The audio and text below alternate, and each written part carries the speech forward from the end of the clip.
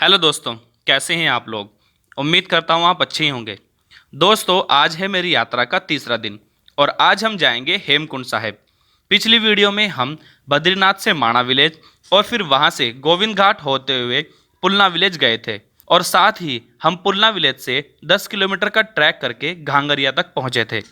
घांगरिया वो जगह है जहाँ से हेमकुंड साहिब और फूलों की घाटी का रास्ता अलग अलग हो जाता है और घांगरिया विलेज ही बेस कैंप है जहां से आप हेमकुंड साहिब और फूलों की घाटी की यात्रा कर सकते हैं और यात्री को एक रात यहां पर स्टे करना ही पड़ता है। हेमकुंड साहिब जाने के लिए हम सुबह ही नहा धोकर रेडी हो जाते हैं। हम अपने बड़े बैग को एक छोटे से बैग में बदल देते हैं और कुछ जरूरी सामान जैसे रेनकोट और कुछ स्नैक्स अपने छोटे बैग में रख लेते हैं और बड़ा बैग अपने रूम में ही छोड़ देते हैं।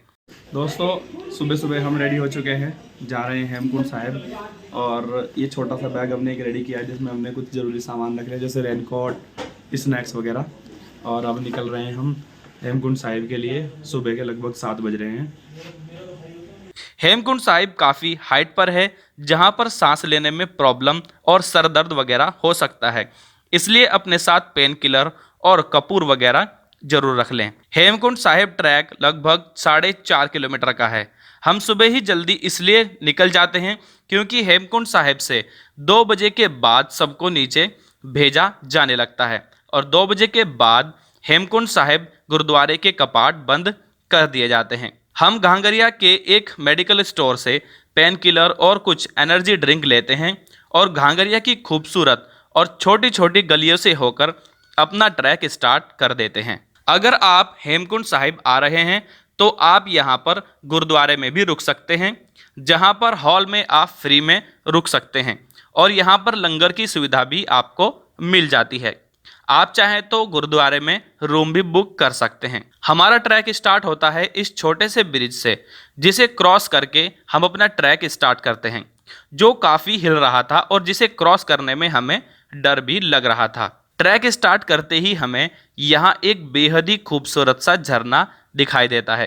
हेमकुंड साहिब जाने वाला ट्रैक बेहद ही खूबसूरत है और यहाँ जाने वाले यात्री भी बहुत ही कम होते हैं। देखिए यहाँ पर सामने ही कितना खूबसूरत सा पहाड़ है और यह ट्रैक बेहद ही खड़ी चढ़ाई वाला है, लेकिन यह ट्रैक जितना कठिन है उससे भी ज़्यादा खूबसूरत है। ऐसे नज़ारे हमें बहुत ही कम देखने को मिलते हैं। थोड़ी दूर चलने के बाद हम थक जाते हैं तो हम अपना एनर्जी ड्रिंक पीने लगते हैं और थोड़ा रेस्ट करते हैं।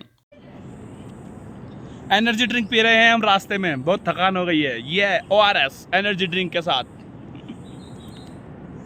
जब आप भी इस ट्रैक पर आएँ तो धीरे धीरे चलें और रुक रुक कर चलें।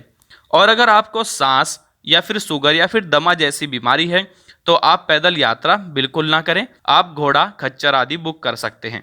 यह ट्रैक रास्ते में कहीं कहीं पर ख़राब भी है। रास्ते में कहीं कहीं पर ऐसे आपको स्टॉल देखने को मिल जाएंगे जहां पर आप चाय, मैगी, पराठा वगैरह खा सकते हैं और रेस्ट कर सकते हैं।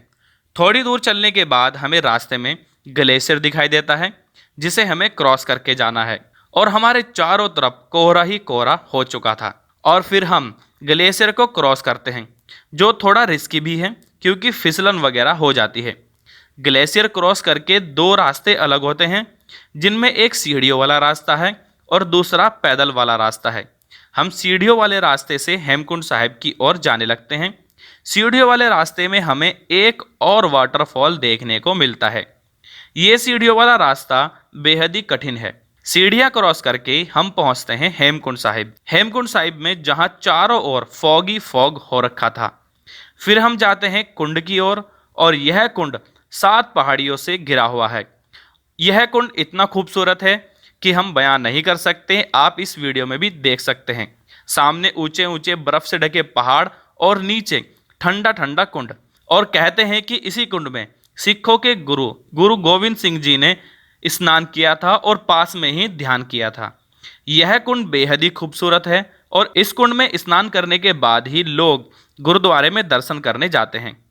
पानी बेहद ठंडा होने की वजह से हम नहाते तो नहीं हैं, पर हाथ मुंह धो लेते हैं। हाथ मुंह धुलकर हम गुरुद्वारे में दर्शन करने जाते हैं। इतनी ऊंचाई पर होने के बावजूद भी गुरुद्वारा अंदर से बेहद ही खूबसूरत है वाकई सिख धर्म की बात ही निराली है। गुरुद्वारे में दर्शन के बाद हम जाते हैं लोकपाल लक्ष्मण मंदिर दर्शन करने, जो गुरुद्वारे के बगल में ही है। मेरी तो ऊपर जाकर सांस सी फूलने लगती है और सांस लेने में भी थोड़ी दिक्कत होने लगती है, इसलिए मैं कुछ देर वहीं पर बैठ जाता हूँ। हम श्री लोकपाल मंदिर में दर्शन करते हैं और फिर गुरुद्वारे में बने लंगर हॉल में आकर चाय और खिचड़ी का लंगर चखते हैं और फिर कुछ देर गुरुद्वारे के प्रांगण में बैठ जाते हैं। यहाँ का वातावरण बेहद ही शांत है और बेहद ही खूबसूरत है। और थोड़ी देर बाद 2 बज जाते हैं और यहाँ से सभी को नीचे भेजा जाने लगता है। हम भी नीचे जाने लगते हैं। इस ट्रैक को करके और हेमकुंड साहिब के दर्शन करके हम बेहद ही खुश थे। फिर हम वापस आकर अपने कमरे में लेट जाते हैं और खाना पीना खाकर सो जाते हैं। अब अगले दिन जाएंगे हम फूलों की घाटी, जो दिखाऊंगा मैं आपको अगली वीडियो में। अगर आपको मेरी ये वीडियो अच्छी लगी हो तो मेरे चैनल को सब्सक्राइब करें, वीडियो को लाइक करें और अपने दोस्तों तक शेयर करना ना भूलें। वीडियो देखने के लिए बहुत बहुत धन्यवाद।